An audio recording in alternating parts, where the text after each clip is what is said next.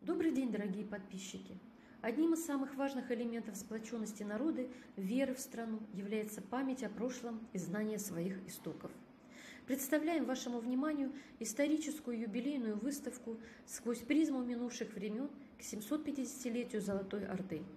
Авторы представленных книг познакомят вас с литературой о истории Золотой Орды, о правителях и событиях тех времен, о роли золотоордынского периода в истории Казахстана, его изучении и значении исторических значений для современного человека.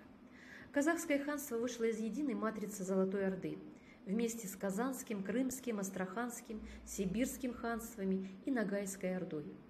Ярко отразилось влияние Золотой Орды на духовной культуре Казахстана именно от Орды. На территории Казахстана имеется огромное количество письменных источников и культурных памятников, связанных с Золотой Ордой. Например, историкам хорошо известно, что Казахстан является своего рода лидером в Центральной Азии по количеству эпиграфических памятников, надгробных надписей золотоордынской эпохи.